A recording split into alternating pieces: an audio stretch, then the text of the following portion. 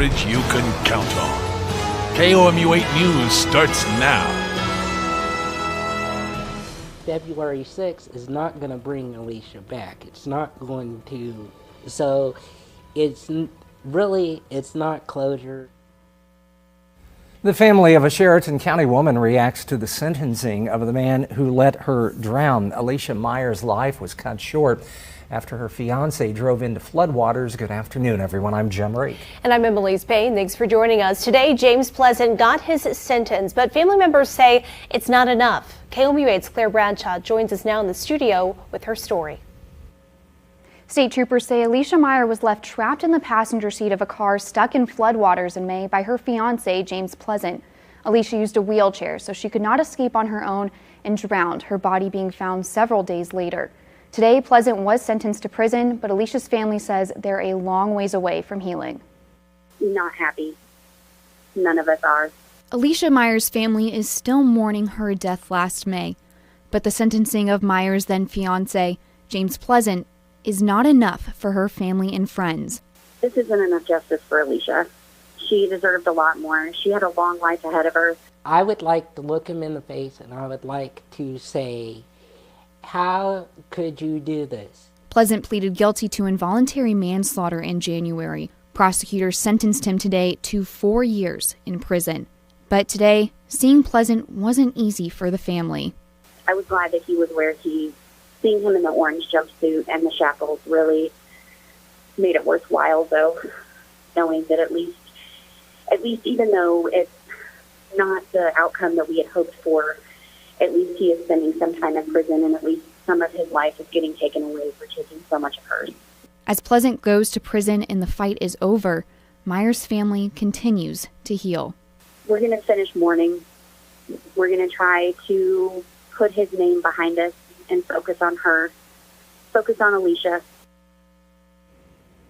Alicia's family say they will continue to share her story so people know how amazing she was. In the studio, Claire Bradshaw, KOMU 8 News.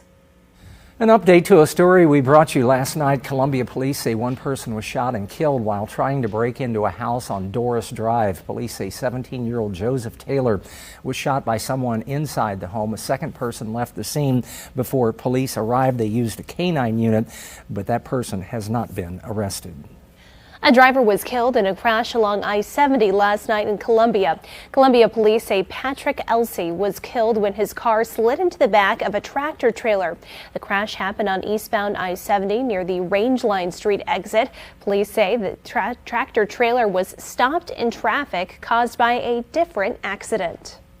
And we could see more snow come tomorrow, but right now we are dry, seeing actually some clearing skies in terms of our cloud cover. Still from Columbia pointing to the east, dealing with that. Off to the west, though, we have seen some of that sunshine break through, and I think we're going to be partly cloudy for tonight. We are only at 30 right now. It's a chilly one out there.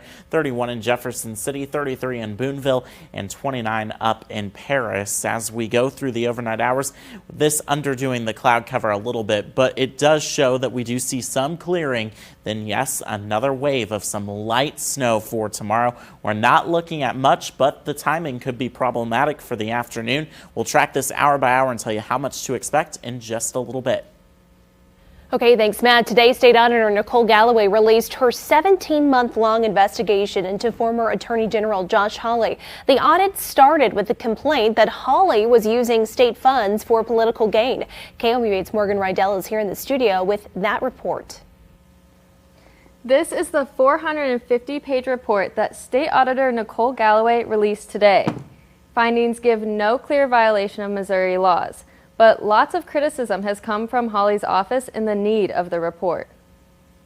Galloway's findings included 3 discrepancies from Hawley's office. First, the use of state funds for out-of-state consultants. She says while this appears to use state resources for political gain, it is not against state law. Second, the use of a state car for personal and political trips without reimbursement to taxpayers. This reimbursement request is simply in compliance with the way previous campaigns have worked. The last, the use of personal email and calendar in the office of Josh Hawley. This personal use is against the Attorney General Office's policies. The audit recommends that taxpayers be reimbursed for the amount of state resources used for political or personal purposes by former Attorney General Hawley. The recommendation is consistent with past audits performed by this office and the practice of former statewide officials who have paid these types of reimbursements.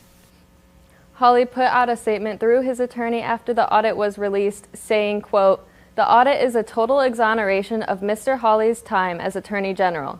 He never misused state resources for political purposes," end quote. Galloway intends for a second report to be completed in the next coming weeks. In the studio, Morgan Rydell, KMU8 News. Hawley accused Galloway of misconduct, describing deeply troubling issues with her audit. Today, he filed a complaint with the Missouri State Board of Accountancy. Hawley says the auditor wanted to make him look bad. The lead investigator was removed for donating to Hawley's 2018 opponent, Claire McCaskill. The senator also accuses Galloway of leaking a copy of the audit to the press before releasing it. Today, Galloway defended her office. It goes to show he was never interested in accountability or facts. He was interested in an attempt to discredit my office ahead of findings being released. I assume he did not like what this audit said. In a statement, an attorney for Hawley said the fact that Ms. Galloway allowed all of this to go on is deeply disturbing, but perhaps she was more focused on her campaign to be the next governor. Galloway is running against Governor Parson in November. President Trump celebrated his acquittal today. In his first remarks since the impeachment trial ended, the president addressed supporters and the nation from the White House. He targeted Democrats and one Republican, Mitt Romney, reiterating how unfair the entire process became. Senate Minority Leader Chuck Schumer criticized the president's speech following the trial. It's a celebration because we have something that just worked out. I mean, it worked out. We went through hell unfairly, did nothing wrong,